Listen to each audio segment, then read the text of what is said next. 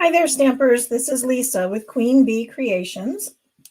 I am an independent Stampin' Up! Demonstrator, and I go live every Monday and Thursday here on YouTube and Facebook, showing you guys some sort of a fun project. Today we're doing another fun fold card. We know those are my favorites. And I'm always asking you guys, if you have ever seen a fun fold card that I have not made, please send me a link. I'm always looking for new ideas. And today's card was no different. This was something that I had seen out there, but I hadn't actually gotten around to trying. And somebody asked me to do the Stadium Wave card.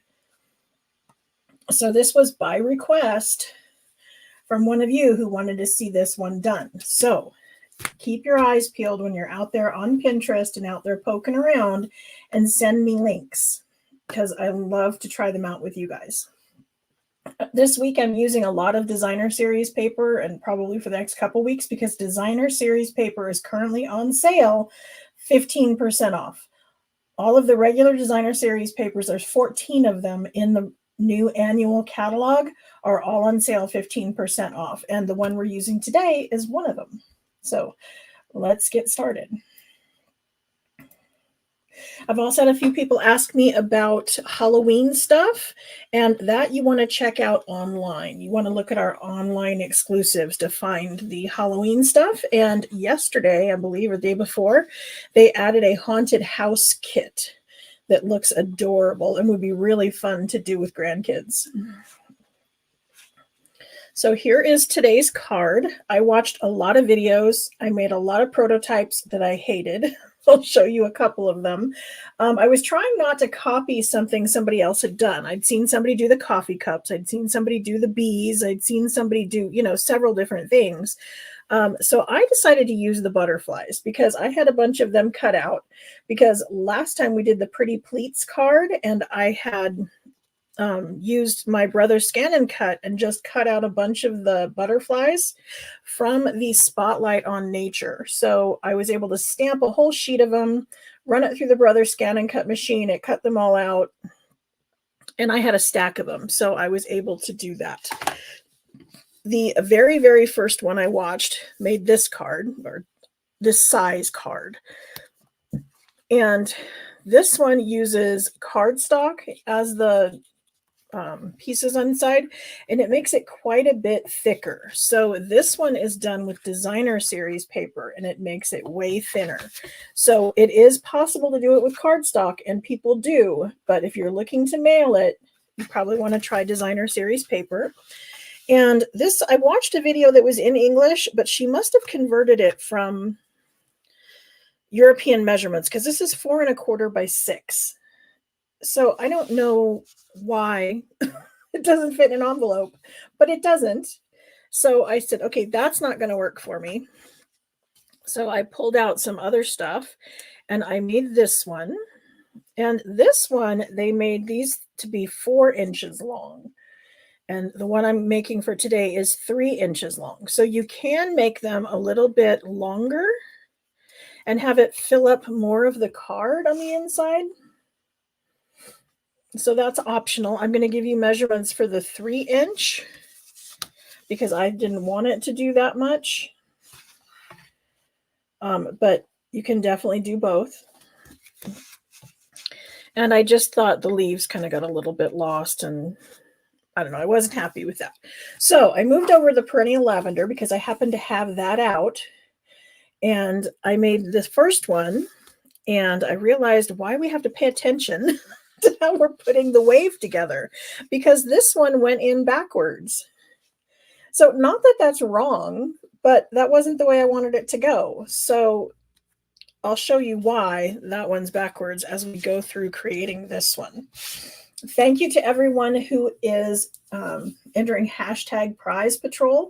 When you're watching live, if you put in hashtag Prize Patrol, all run together as one word, no spaces. I have the computer behind the scenes collecting everybody's name, and you're going to get entered into a drawing, whereas at the end, I'm going to spin the wheel and it's going to pick a winner, and somebody who typed that in is going to be our winner, and then I will mail them today's card.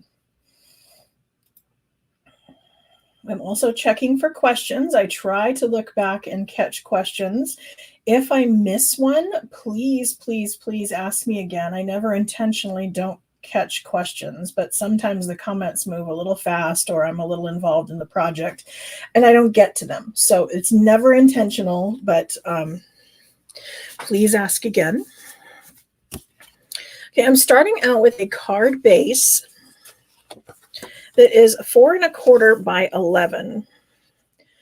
And I don't know if you can see down here, but I scored this at 5 3/8 and 5 5/8. So let me see if I can zoom in on that. Sorry, I'm probably going to mess with the camera.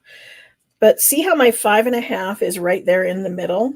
And I went one little tick mark this way and one little tick mark that way because I wanted it basically scored in the middle, but I wanted it to have some extra depth to it so that when the pieces went in, it's still closed. Sorry, I messed with my camera. I should have known better. But I didn't want you guys to miss out on how I scored that because it is quite important to the making of this card.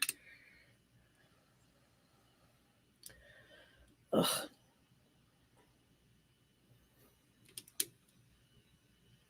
I'll try to leave it alone. Okay, so that one is 4 1/4 by 11, scored at 5 3/8, 5 5/8. So just one little tick mark on either side of that 5 1/2.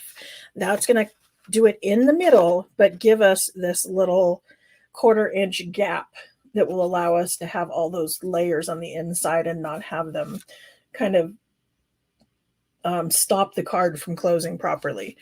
This card, weight-wise, because I don't have much decoration on it, there's no ribbon, there's no embellishments. I did my little folds with the smaller size, and I used designer series paper.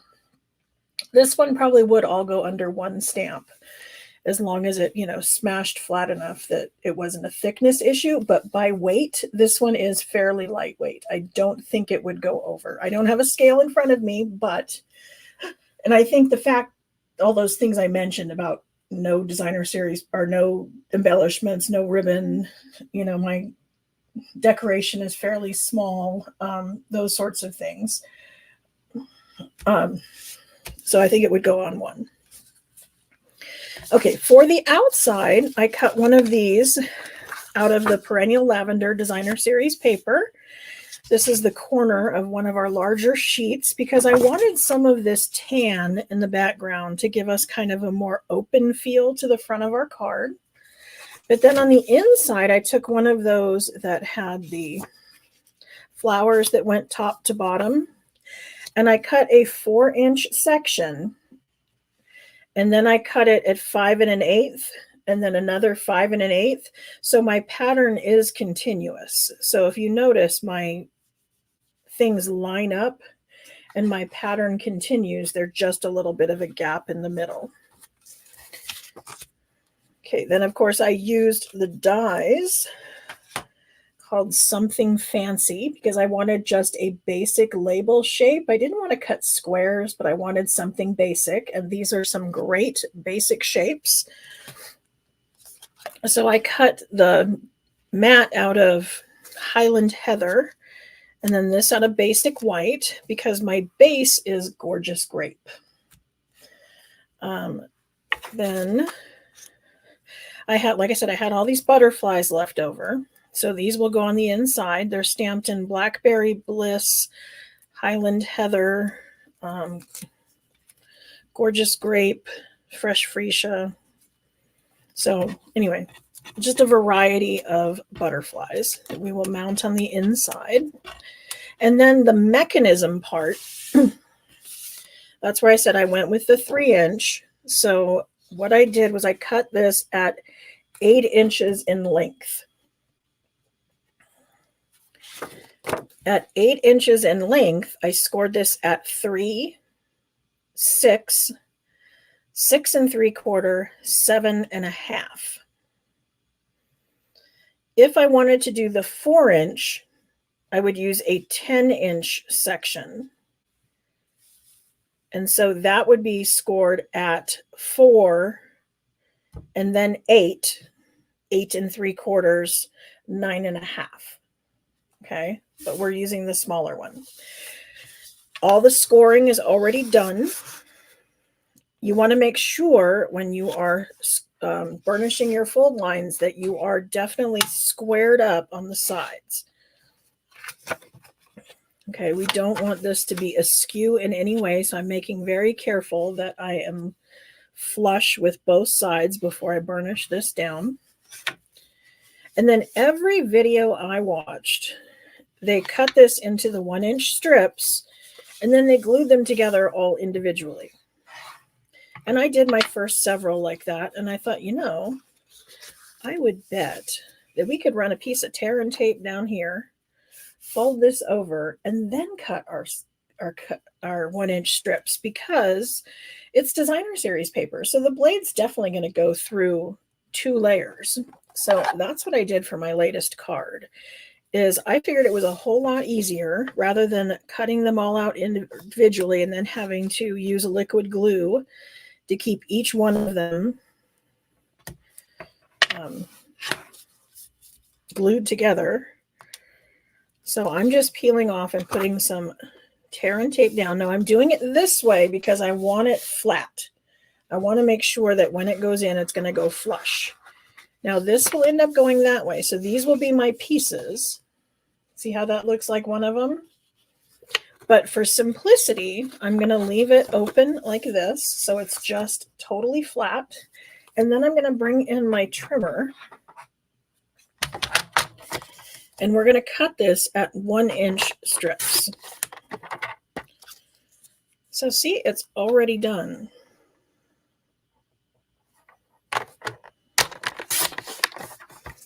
Okay, looks like my scoring was a little off.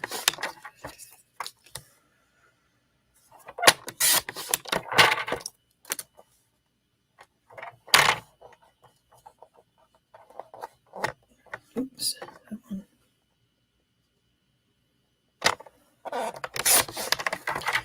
Okay, so when I fold this back in, there's this teensy bit. I don't think it's going to make a difference. I think I'm going to take my snips and snip it off anyway, just because that's one of those weird things that'll bother me.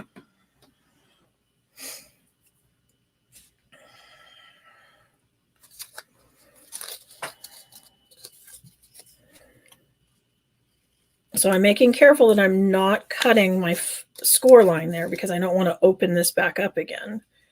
I'm just taking off that little bit of extra. Might not even be necessary, but I'm weird like that. And I scored this one on my trimmer. I have a feeling if I had used my Simply Scored, they would have been more accurate and I wouldn't have had this problem. So if you want really, really accurate scoring, then you want a Simply Scored tool.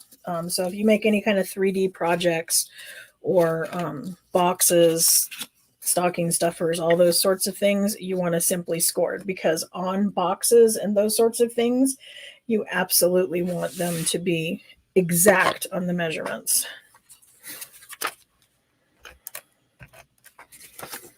Okay, so I'm going to just put our designer series paper on first. I like it that way. The butterflies are all kind of haphazard, all up and down, and the flowers go both ways, so I don't think there's a right side upside. So I just picked what I liked better. See, both of them are pretty. For my inside, though, I do want to make sure that I am in orientation there. So I'm going to make sure my flowers are growing upward most thick on the bottom.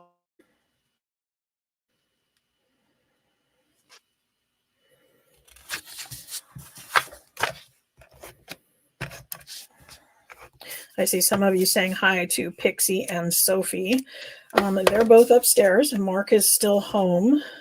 He had his knee replacement, let's see, about 3 weeks ago yesterday. And so they're upstairs taking care of him. Normally they're down here with me when I go live, but because Dad's home, they're up there in the recliner with him. But he's hoping to go back to work next week, so we'll see. Okay, just looking once again. Yes, it is 1 ounce for a regular stamp.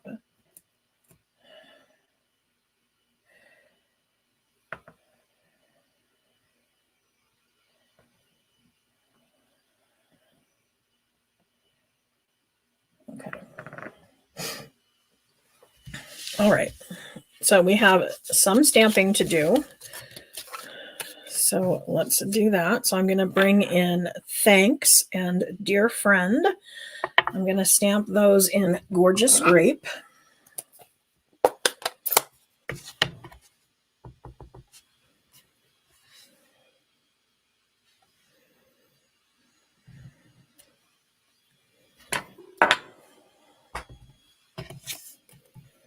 You get your best alignment if you lay the stamp down on a grid line, pick it up with the block on a grid line, put your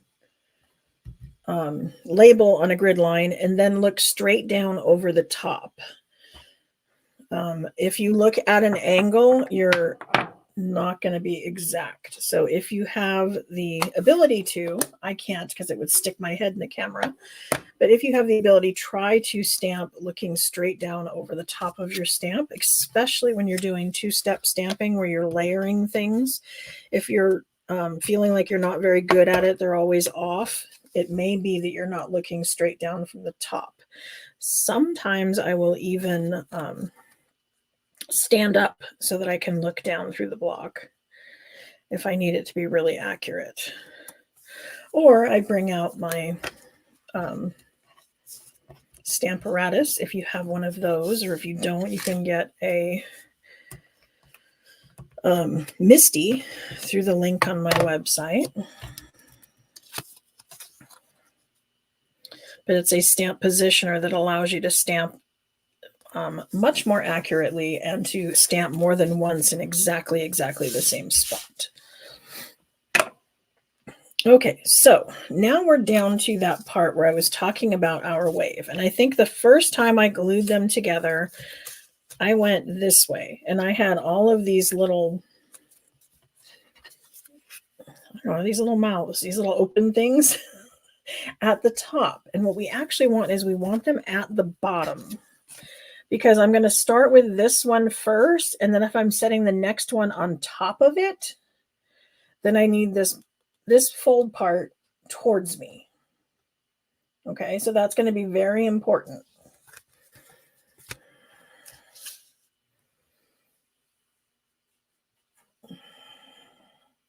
Louise said I sit. Now, are you able to look straight down from the top, and is it accurate? Because I'm not saying you have to do it that way.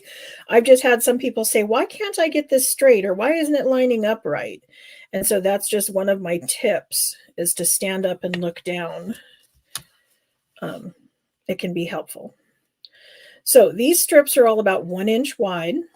And so I'm lining it up on my grid line with some with some glue down that way. And I'm going to overlap it 2 little squares.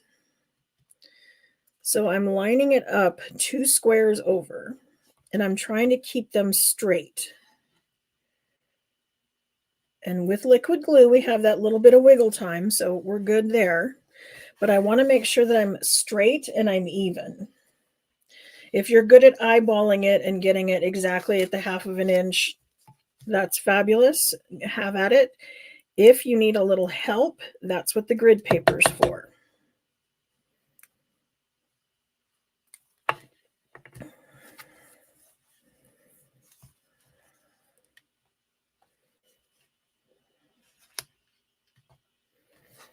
Okay, so I'm layering them one on top of each other, overlapping by about 1/2 inch.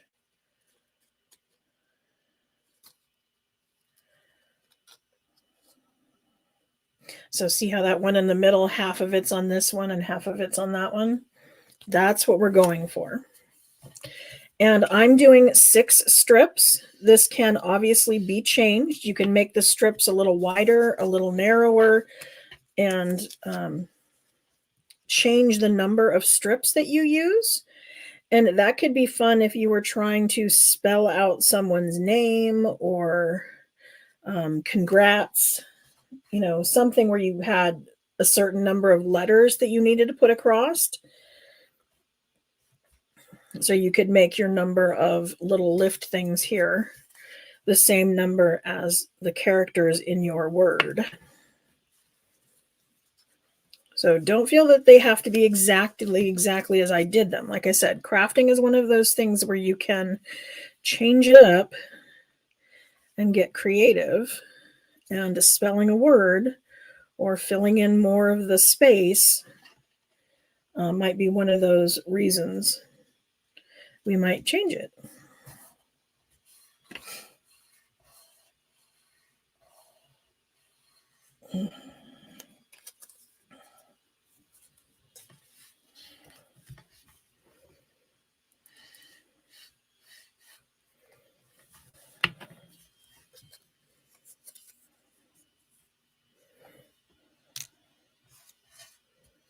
Okay, so there's my last one. So I'm just making sure I am even. I'm straight on this grid line, straight on this grid line.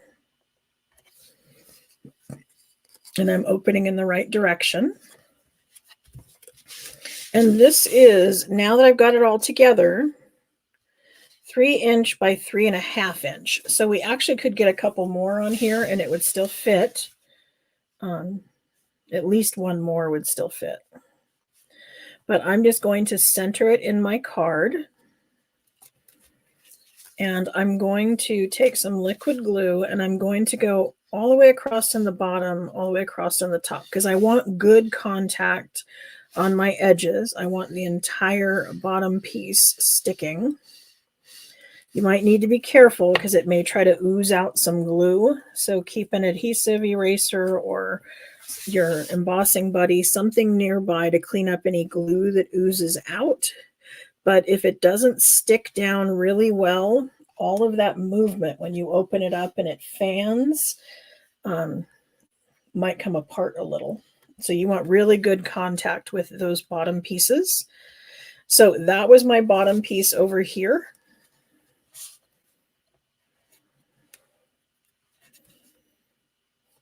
Okay, so now I want this piece glued on up here.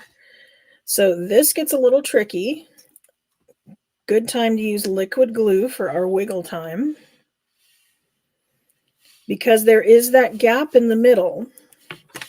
So what I want this to do is I want this bottom piece to stick at the bottom of that layer of designer series paper. So when I take and pick this up, I want it right there. And it's going to be easiest for me to close the card.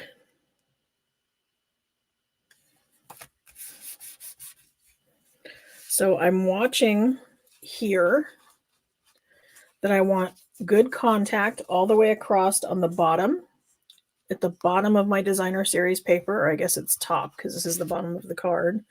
And then I'm looking that I'm kind of even with my gap here. And so that's going to give me my fan all the way across.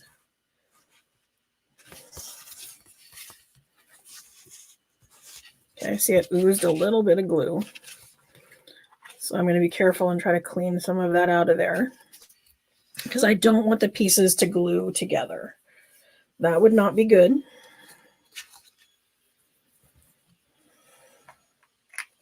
Now all I need to do is put in my sentiment and then adhere our butterflies.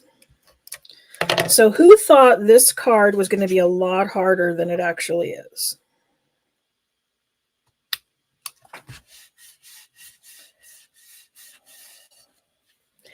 And who has made one before? And have you ever tried to cut the strips after gluing them together, or did you glue all 6 of them individually? Because everyone I watched, they all did them individually.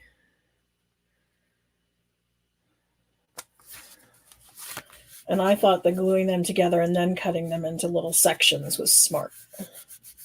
Every once in a while I come up with one of those good ideas.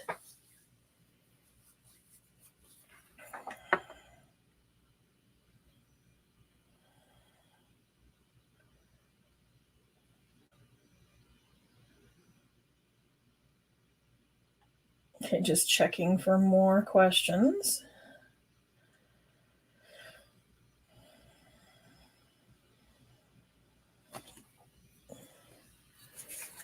Okay, so now we're down to just our butterflies. And look at that, we're at 2:56. We're still within half an hour and made a card that looked this complicated. So don't let things intimidate you. And like I said, if there's one of those out there that you saw and you thought it looked really intimidating and you want me to simplify it, please send me a link. I'd love to help you simplify it. I need 6. 1, 2, 3, 4, 5. I'm just trying to vary my pattern here so that I don't have two colors together that are the same.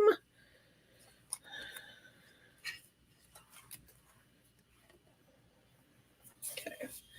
And then I'm going to put them on with glue dots because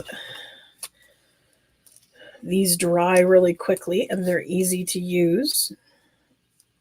I always use 2 glue dots because I find it anchors better. Whenever I just put 1 glue dot, it has a tendency to kind of rotate on that. But if I do 2, then it stays still. Doesn't do any pivoting.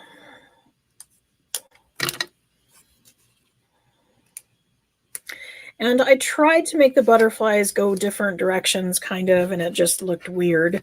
If you have a stamp positioner, one of the things you might want to do is flip the image. Do you know how to do a mirrored image on that? You need our silicone mat. You would get your stamp positioner. You would put your stamp in it. You would ink it up, and you would stamp onto the silicone mat, like put the ink directly on the mat. Then you put your paper in over the top of it and pick up the ink with your paper, and it will make the butterfly face the other direction, or whatever it is that you are stamping. It'll mirror image that and make it face the other way. So this may be more random if I had flipped some of them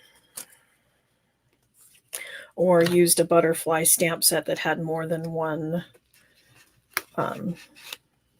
butterfly, so they were different. But like I said, everybody had done all the other ones. I was kind of flipping through my stamps and what I had seen on Pinterest, and felt like everybody had done them all. And I didn't want to copy anybody else exactly. I was trying to be unique. And there's our butterflies. I kind of like the way they line up like that.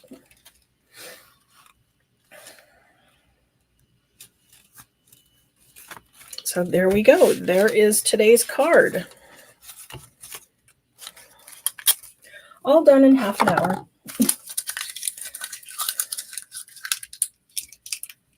Ginger said she made a wedding card using the double W card from a couple weeks ago. That's great.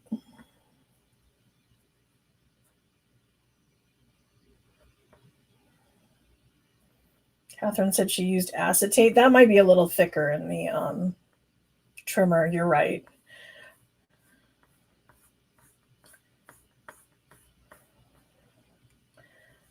But having it with designer series paper, it was easy because it cut through the 2 layers of that just fine.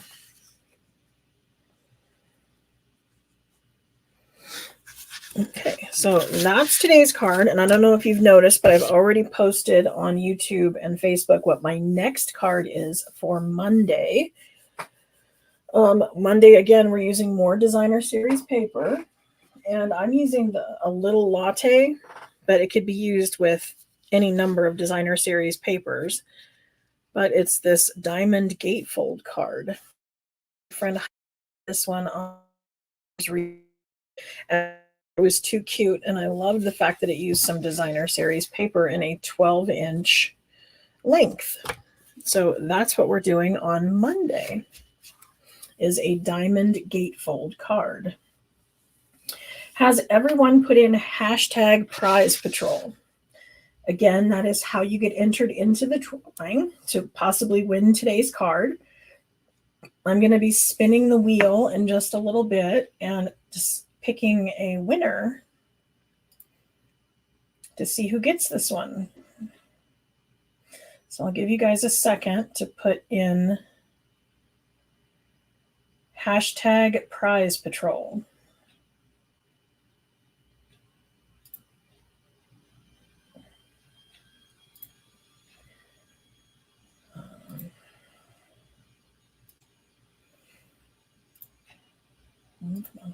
Here we go.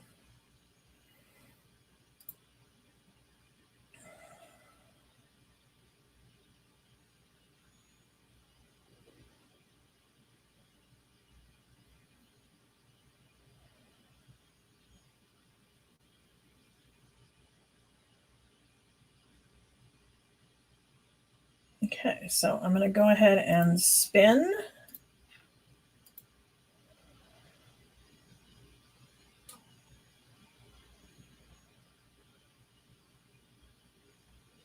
And there we go. Mary is our winner. Congratulations, Mary. You know the drill. You would go to my website, queenbeecreations.net, and up there in the address bar, after you do the .net, you put in /prize patrol, and that will take you to a Google form where you will claim your prize and give me the address where you would like that card mailed to. So congratulations, Mary. And thank you to everyone for joining me on today's live. As always, all of these products can be purchased in my online store, and Designer Series paper is on sale, 15% off. So go shopping. Thanks. Bye.